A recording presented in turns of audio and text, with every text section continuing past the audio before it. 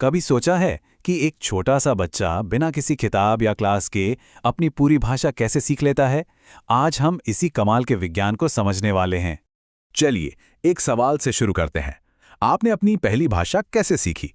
सुनने में तो ये बहुत सीधा सा सवाल लगता है ना? पर इसका जवाब बहुत ही मजेदार और गहरा है। तो आज हम क्या क्या देखने वाले हैं? हम बात करेंगे आपकी पहली भाषा की, फिर समझेंगे कि भाषा अर्जन और अधिगम में क्या फर्क है, भाषा के अलग अलग रूप क्या होते हैं, सीखने के क्या स्टेज होते हैं, और आखिर में कुछ खास टीचिंग मेथड्स पर भी नजर डालेंगे। तो चलिए शुरू करते हैं। ये सब शुरू कहाँ से होता है? ये होता है एक ऐसी प्रक्रिया से जिसे कहते हैं भाषा अर्जन या लैंग्वेज एक्विजिशन। ये वो कमाल की काबिलियत है जिसके साथ हम सब पैदा होते हैं। सोचिए, एक बच्चा सिर्फ अपने आसपास के लोगों को सुनकर, उनसे बात करके अपनी मातृभाषा सीख जाता है। कोई क्लास नहीं, कोई होमवर्क नहीं। मतलब क्या किसी ने कभी बच्चे को ग्रामर के रूल सिखाए हैं कि माँ कैसे बोलना है? नहीं ना, ये तो बस अपने आप हो जाता है, बिल्कुल चलना सीखने की तरह। और फिर आता है सिक्के का दूसरा पहलू, भाषा अधिगम यानी लैंग्वेज लर्निंग। और हाँ, ये वो प्रक्रिया है जिसे हम सब स्कूल के दिनों से अच्छी तरह जानते हैं। और ये तस्वीर देखिए, ये दोनों के बीच का फर्क एकदम साफ कर देती है। मतलब अधिगम एक सोचा समझा काम है, इसके लिए आपको ध्यान लगाना पड़ता है, कोई सिखाने वाला चाहिए होता है, और हाँ, किताबें भी चाहिए होती हैं। तो चलिए अब इन दोनों को आमने सामने रख कर देखते हैं, ताकि फर्क और भी अच्छे से समझ में आ जाए। तो देखिए, भाषा अर्जन एक सबकॉन्शियस प्रोसेस है जो नेचुरली होता है एक अनौपचारिक माहौल में। वहीं भाषा अधिगम एक कॉन्शियस प्रोसेस है जो नियमों पर आधारित होता है और जिसके लिए एक औपचारिक माहौल की जरूरत पड़ती है। ये एक बहुत बड़ा फर्क है। तो असल में जो सबसे बड़ा फर्क है ना, वो है माहौल का। हमारा आसपास का माहौल ही ये तय करता है कि हम किसी भाषा को नेचुरली सीखते हैं या फिर उसे बाकायदा पढ़ना पड़ता है।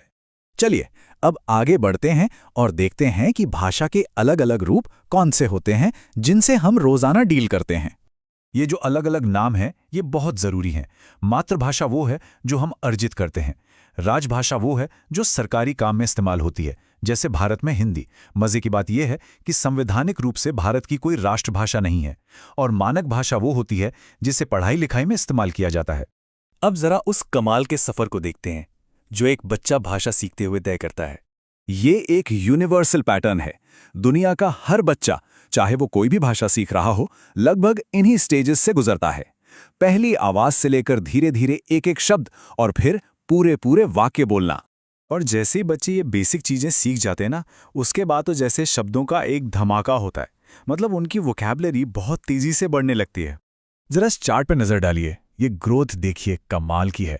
एक साल में सिर्फ 3 शब्द और 5 साल होते होते 2000 से भी ज्यादा। ये दिखाता है कि एक बच्चे का दिमाग कितनी तेजी से शब्दों को पकड़ता है। तो सवाल ये उठता है कि ये सब जानने का फायदा क्या है?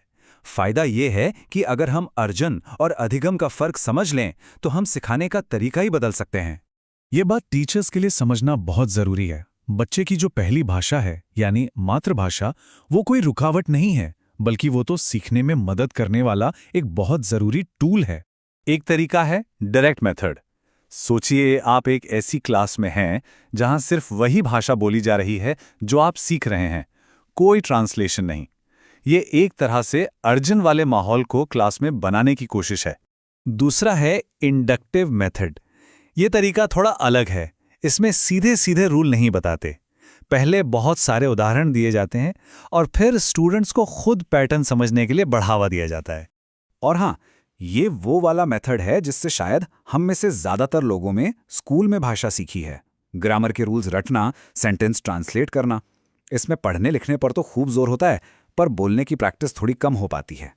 तो एक बच्चे की पहली आवाज से लेकर बड़ी बड़ी बातें करने तक का ये जो सफर है, ये वाकई कमाल का है। और जब हम भाषा को सहज रूप से सीखने और उसे मेहनत से पढ़ने का फर्क समझ जाते हैं, तो हम न सिर्फ इस काबिलियत की ज्यादा कद्र करते हैं, बल्कि बेहतर तरीके से सीख और सिखा भी पाते हैं। और आखिर में एक सवाल, आज टेक्नोलॉजी इतनी आगे बढ़ गई है, AI ट्यूटर्स हैं, वर्चुअल रियलिटी है, तो क्या ऐसा हो सकता है कि भविष्य में भाषा सीखने और अर्जित करने के बीच की ये जो लाइन है, ये धुंधली पड़ रहेगी? क्या टेक्नोलॉजी इसे पूरी तरह बदल देगी? ये एक सोचने वाली बात है।